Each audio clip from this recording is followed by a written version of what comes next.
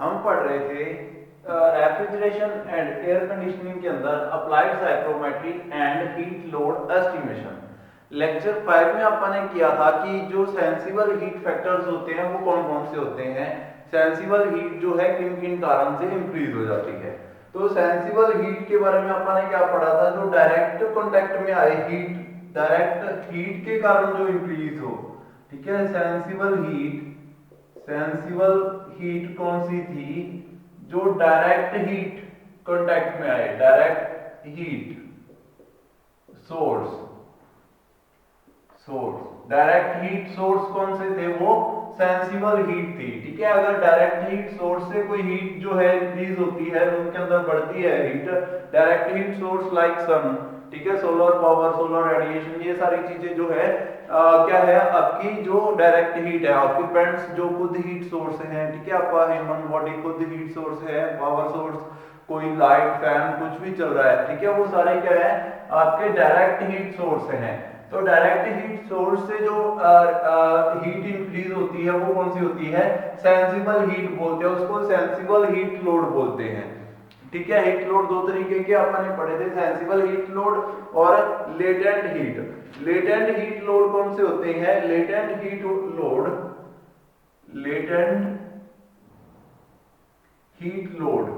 Heat latent heat होती कौन सी है, सबसे पहले लेटेंट हीट जो कि हीट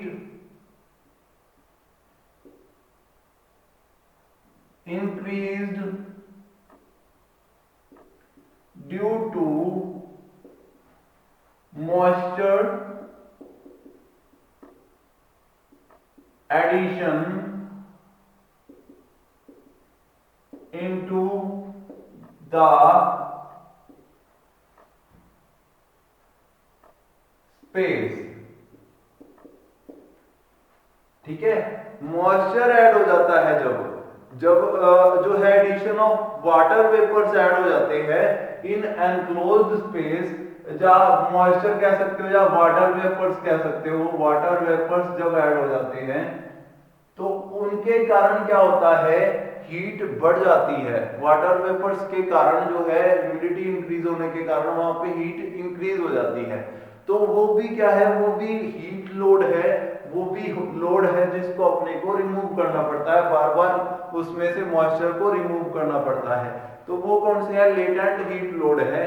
तो इसके सोर्सेज कौन से हैं, कहां से जो है आपका मॉइस्चर जो है वो ऐड होता है, कहां से वाटर वेपर्स जो है एंटर करते हैं। तो सबसे पहले उसके अंदर एंटर करते हैं due to moisture in outside air entering, moisture of outside air entering due to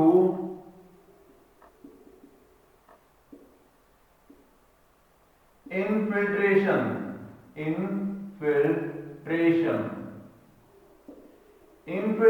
कौन सा था, मैंने आपको बताया था।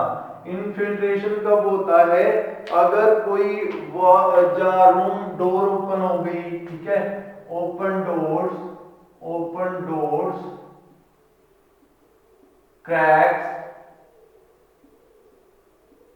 या फिर आपका कोई वेंटिलेशन या कुछ भी ऐसी कोई जो दीवारों के अंदर कोई ऐसा सिस्टम है यहां से बाहर की एयर जो है एंटर कर सके। ठीक है, तो ऐसी ओपन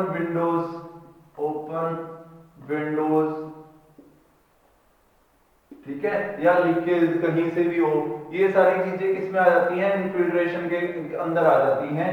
तो इनके जरिए जो एयर है वो रूम के अंदर एंटर कर जाती है। तो रूम के अंदर एयर एंटर करते ही अब उसके अंदर क्या ऐड हो गया, मॉइस्चर ऐड हो गया। जब आप एयर को कंडीशन करते हैं तो उसमें से मॉइस्चर को रिमूव करते रहते हैं, लेकिन जब आपको पता चला कि जब वहां पे ओपन डोर्स हो, क्रैक्स हो, ओपन विंडोज हो, तो उनके कारण क्या होता है, वहां पे इनफिल्ट्रेशन हो जाती है, वहां पे रूम के अंदर एयर जो है डायरेक्ट एंटर हो जाती है और उसके साथ एंटर हो जाता है मॉइस्चर बहुत ज्यादा। तो उस मॉइस्चर के कारण वहां पे क्या बढ़ जाती है, हीट इंक्रीज हो जाती है। वो हीट कौन सी होती है, लेटेंट हीट होती है वो। ठीक है, वो हीट कौन सी है आपकी, लेटेंट हीट।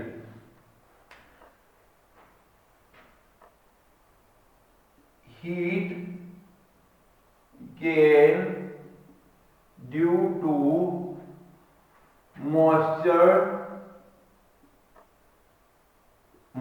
के कारण हीट गेन। सबसे पहले moisture of outside air entering due to infiltration, उसके कारण भी हीट गेन हो रही है। दूसरा क्या है, heat gain due to moisture from occupant. जो इंसान है वो भी कंडक्शन के जरिए जब सांस छोड़ते हैं, जब उनके ऊपर अगर वो कोई भी उनके ऊपर से वेपर बनते रहते हैं, अब अपने ऊपर खुद अपा हीटेड बॉडी है, इंसान जो होता है उसके अंदर उसकी बॉडी के अंदर बहुत ज्यादा हीट होती है, तो उसके ऊपर जब वाटर आता है तो वो वेपर बन जाता है हीट के कारण, ठीक है। तो वो भी जो होता है कंडक्शन के कारण, उसके कारण भी जो होता है मॉइस्चर इंक्रीज हो जाता है, तो वो भी किस में आता है, लेटेंट हीट के अंदर आता है, वो भी लेटेंट हीट हो गई, ठीक है। या कोई हॉट वाटर रखा हुआ है, वाटर कप रखा हुआ है, उसके कारण भी, या कुकिंग फूड कुक कर रहे हैं आप, कुकिंग फूड वहां से भी वाटर वेपर्स निकल रहे होते हैं, ठीक है, उनके कारण भी हीट बढ़ जाती है, क्योंकि उसके अंदर भी क्या होता है आपका वही सेम चीज होती है कि उसके अंदर क्या रहता है, जब आप उसको कुक करते हैं तो वहां से मॉइस्चर कंटेंट रिलीज होता है और वो इंक्रीज कर देता है आपके मॉइस्चर कंटेंट उसके अंदर हीट को, ठीक है। तो ये सारी चीजें जिनके अंदर सिर्फ मॉइस्चर कंटेंट हो, मॉइस्चर कंटेंट के अंदर अगर आपकी हीट के कारण अगर आपकी हीट इंक्रीज हो रही है रूम की, तो उसको आप किसके अंदर रखेंगे, लेटेंट हीट के अंदर, ठीक है। तो लेटेंट हीट के बारे में आपने क्या पढ़ा, अगर कोई heat due to moisture content increase हो रही है तो वो किसमें आएगी, लेटेंट हीट के अंदर। अगर डायरेक्ट कांटेक्ट के अंदर आ रही है, डायरेक्ट सीधा हीट उसको बढ़ा रही है, तो वो किसमें आएगी, सेंसिबल हीट, ठीक है। तो दो तरीके की हीट लोड्स होते हैं, sensible heat load and latent heat load, दोनों के फैक्टर्स आ सकते हैं कि कौन कौन से होते हैं।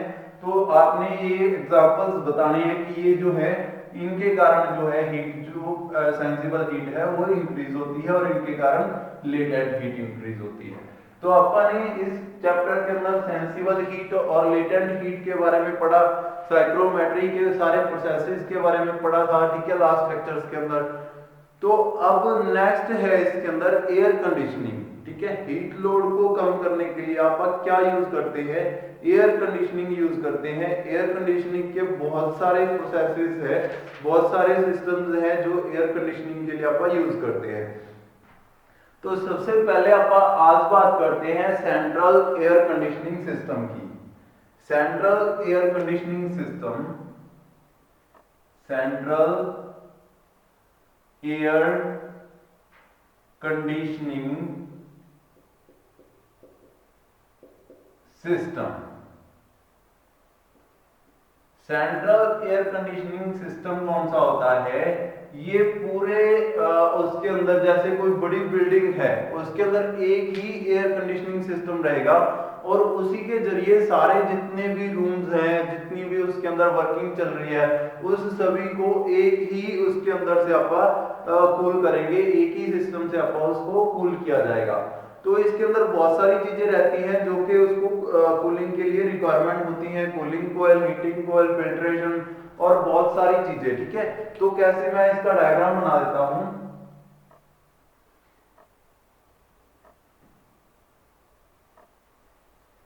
उससे आपको क्लियर हो जाएगा कि इसके अंदर कौन कौन सी चीजें रहती हैं, ठीक है।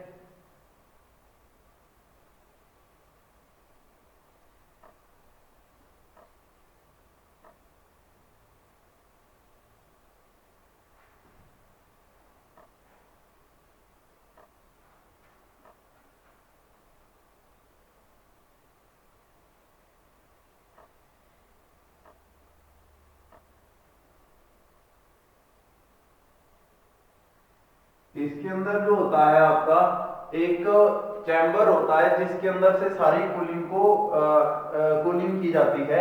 अब ये चैम्बर के अंदर बहुत सारी चीजें आ जाती हैं, हीटिंग कोयल, कूलिंग कोयल, फिल्ट्रेशन और सब कुछ वो आप इसके अंदर बनाएंगे, ठीक है। तो सबसे पहले यहाँ पे क्या रहता है, एरिया को डिक्रीज कर दिया जाता है और यहाँ पे लगा रहता है एक फैन। उस फैन की मदद से जो एयर है उसको जो किया जाता है हर एक रूम में ट्रांसफर, ठीक है। और एक ट्यूब जो होती है वो सभी रूम्स के अंदर जाती है। ये वाली जो आगे ट्यूब है ये सभी रूम्स के अंदर जाएगी और वहां पे एक ओपन हो उसका होल होगा जिसके जरिए उस रूम को कूल कर दिया जाएगा। मतलब कि एक ही जगह से सारी कूलिंग को डन किया जाता है, ठीक है। सेंट्रल एयर कंडीशनिंग सिस्टम का मतलब क्या होता है कि सारी सिस्टम को, सारी बिल्डिंग को एक ही जगह से कूल किया जाए, ठीक है। तो उसको बोलते हैं सेंट्रल एयर कंडीशनिंग। अब इसके अंदर यहां पे रहता है एक फैन जो कि एयर को बहुत ही ज्यादा स्पीड से थ्रो करता है इन दिस डायरेक्शन। इस डायरेक्शन के अंदर एयर को बहुत ही ज्यादा स्पीड के साथ वो थ्रो करता है। तो क्या हो जाता है, एयर जो होती है यहां से वो मूव कर जाती है, ठीक है। तो ये तो हो गया फैन चैम्बर। उसके बाद इसके अंदर सबसे पहले यहाँ पे आती है, यहाँ पे एक तो दो चीजें एयर का, जब आप ventilation sorry air conditioning system की बात करते हैं तो एयर के दो सोर्स होते हैं। दो सोर्स कौन से, एक तो fresh air, fresh air, fresh air, और दूसरी होती है जो रिकवर्ड एयर जो कि अब कूलिंग करके वापस आ गई। अगर आप पूरी फ्रेश एयर को कूल करें हर बार तो उसमें बहुत ज्यादा एनर्जी लॉस होगा, बहुत ज्यादा टाइम वेस्ट होगी, ठीक है। तो अगर आप पहले से जो अपनी जो कूल्ड एयर है उसको ही दोबारा यूज कर लें तो उसमें से थोड़ी सी फ्रेश एयर ऐड कर दें तो क्या होगा, ओडोर्स वगैरह भी खत्म हो जाएंगी और आपको ज्यादा उसके अंदर वो करने की भी जरूरत नहीं पड़ेगी, ज्यादा एनर्जी डिलीवर करने की भी जरूरत नहीं पड़ेगी, ठीक है। तो यहाँ पे क्या होता है, जो रूम से जो एयर पहले कूलिंग करके आई है वो इसके अंदर एंटर होती है, उसमें से थोड़ी सी एयर को बाहर छोड़ देते हैं और थोड़ी सी फ्रेश एयर को अंदर ले आते हैं, ठीक है। From conditioning space, conditioned space, air from conditioned space. अब इतनी वर्किंग आप लोग समझ चुके होंगे कि कंडीशन स्पेस से जो एयर है वो एंटर करती है और थोड़ी सी एयर को बाहर छोड़ दिया जाता है, उतनी ही फ्रेश एयर को अंदर ले लिया जाता है ताकि रूम्स के अंदर जो फ्रेश एयर है उसका जो क्वांटिटी है वो उतनी ही रहे, ठीक है। उसके बाद सबसे पहले आता है filter, self cleaning filter,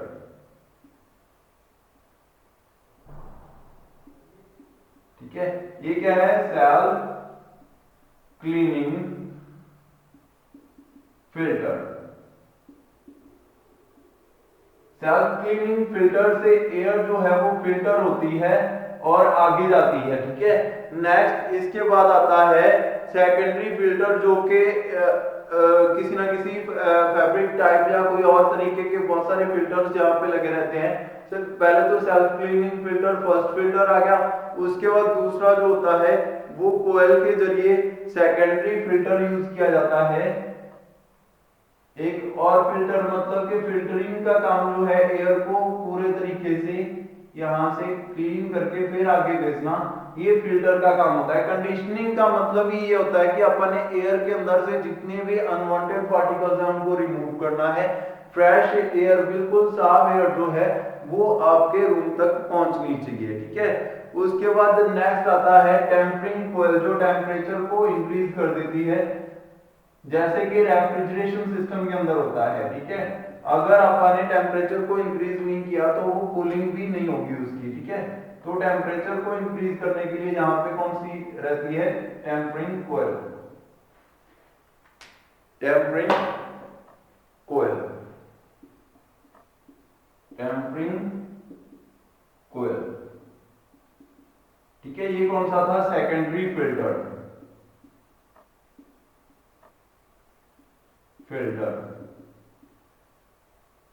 secondary filter के बाद टेम्परिंग कोयल आ गई, टेम्परिंग कोयल के बाद कूलिंग कोयल आ गई, ठीक है, जो डीह्यूमिडिफिकेशन करेगी, ठीक है। डीह्यूमिडिफिकेशन के लिए पहले इसको ह्यूमिडिफाई किया जाता है फिर इसको डीह्यूमिडिफाई किया जाता है। तो डीह्यूमिडिफिकेशन के बाद क्या रहता है, जो एयर है वो बिल्कुल उसकी क्या हो जाती है, ह्यूमिडिफिकेशन मतलब कि उसके अंदर ह्यूमिडिटी ऐड करना, और डीह्यूमिडिफिकेशन मतलब कि ह्यूमिडिटी को रिमूव करना। तो जितनी ह्यूमिडिटी रिक्वायर्ड होती है पहले उसको फुल ह्यूमिडिटी ऐड करके उसमें क्या किया जाता है, उसको या तो पहले तो डीह्यूमिडिफिकेशन कर देते हैं, मतलब कि उसके अंदर से वेपर्स बिल्कुल रिमूव कर देते हैं। उसके बाद फिर से अगर जितनी रिक्वायरमेंट है उतना उसके अंदर ह्यूमिडिटी ऐड कर देते हैं। डीह्यूमिडिफिकेशन, ह्यूमिडिफिकेशन यहां पे होती है, ठीक है। डीह्यूमिडिफिकेशन के कारण क्या होता है, जो ह्यूमिडिटी है उसको बिल्कुल रिमूव कर दिया जाता है। अब इसके अंदर थोड़ी सी ह्यूमिडिटी ऐड करनी पड़ेगी जितनी रिक्वायरमेंट है, तो उसके आप क्या करते हैं, एयर वाशर की हेल्प से उसके अंदर जितनी ह्यूमिडिटी रिक्वायर्ड है वो एंटर कर देते हैं। तो यहां पे आता है air washer, air washer. Dehumidification मतलब कि उसके अंदर से जितनी नमी है उसको जब आप कूल करते हैं तो डीह्यूमिडिफिकेशन ही करनी पड़ती है हमेशा, मतलब कि उसके अंदर से वाटर ऐड हो गया, उस वाटर को रिमूव करते हैं। उसके बाद आता है एयर वॉशर का सिस्टम, मतलब कि एयर को साफ करना, फिल्टर करना, ठीक है। उसके बाद आती है कूलिंग कोयल, और कूलिंग कोयल के बाद जाता है आपका कूलिंग कोयल, ठीक है, कूलिंग कोयल। और इसके बाद जाता है फैन की हेल्प से कूल होके जो एयर है वो कहां चली जाती है, आपकी अलग अलग रूम्स के अंदर, ठीक है। तो सेंट्रल एयर कंडीशनिंग का वर्क क्या हो गया, सबसे पहले इसके अंदर कौन कौन सी चीजें होती है वो सारी चीजें आपको ध्यान होनी चाहिए। फ्रेश एयर एंटर होती है, और जो सेकेंडरी एयर दूसरा सोर्स है वो फ्रॉम कंडीशनड स्पेस, मतलब जिस रूम में एयर जाएगी वहां से जितनी एयर ठंडा कर दिया उस रूम को वहीं से सर्व कर ली जाएगी, फिर से उसके अंदर से क्रॉस होगी, फिर से वहां पे जाएगी, ताकि जो है कूलिंग करने का जो प्रोसेस है उसको कम दिक्कत आए। और अगर आपका वहां पे ओडोर या कुछ और कंसंट्रेशन डिक्रीज हो रहा है, कार्बन डाइऑक्साइड इंक्रीज हो रही है, तो वहां से थोड़ी सी एयर को रिमूव कर दिया जाता है और फ्रेश एयर को सर्व कर लिया जाता है, जिसके कारण फिर से वहां पे जो है कूलिंग जो है वो सही रहती है, ठीक है। तो सबसे पहले सेंट्रल एयर कंडीशनिंग का होता क्या है, when only one unit of air conditioning system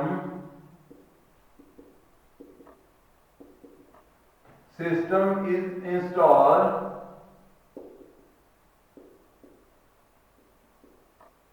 for whole building,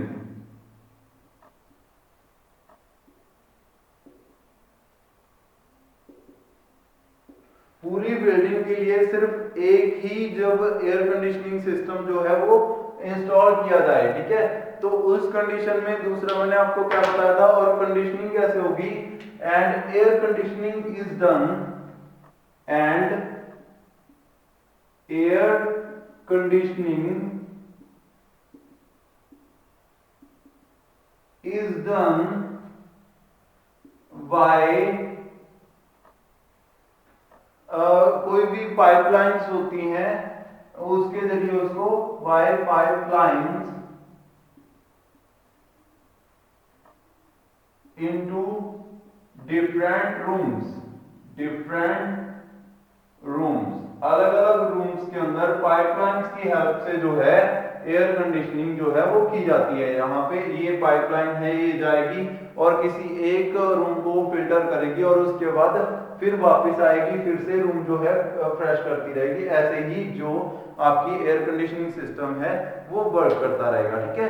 तो यहाँ पे आपके इतने ये जो सेंट्रल एयर कंडीशनिंग सिस्टम है इसका जो होता है यूज किया जाता है ज्यादातर बिल्डिंग्स के अंदर जो है यही यूज होते हैं। जैसे कि आपको बहुत ज्यादा एडवांस टेक्नोलॉजीज जो आ रही हैं इसको और ज्यादा इंक्रीज कर दिया गया है इसकी पावर को, और ज्यादातर बिल्डिंग्स जो होती थी पहले उसके अंदर यही सिस्टम रखा जाता था और पाइपलाइन जब बिल्डिंग बनाते थे उसी टाइम पे इंस्टॉल कर दी जाती थी। ये जो पाइपलाइंस हैं, ये जो एयर कंडीशनिंग पाइप्स हैं, ये पहले से ही इंस्टॉल कर दी जाती थी पूरी बिल्डिंग के अंदर, ठीक है। ये आपने देखी भी होंगी कई बार रूम्स के अंदर। तो उसी के जरिए आपकी पूरी जो है कूलिंग सिस्टम जो है वो वर्क करता है। तो सेंट्रल एयर कंडीशनिंग के ऊपर क्वेश्चन पक्का आता है, आपने डायग्राम बनाना है पूरा और वर्किंग लिख के आनी है इसकी। ये आपको इसकी वर्किंग मैं नेक्स्ट लेक्चर में करवा दूंगा पूरी डिटेल से, ठीक है, सारी चीजों के बारे में कि कौन सी चीज क्या वर्क करती है, और बाकी के एयर कंडीशनिंग सिस्टम्स के बारे में भी आपको पढ़ेंगे। आज के लिए इतना ही, थैंक यू।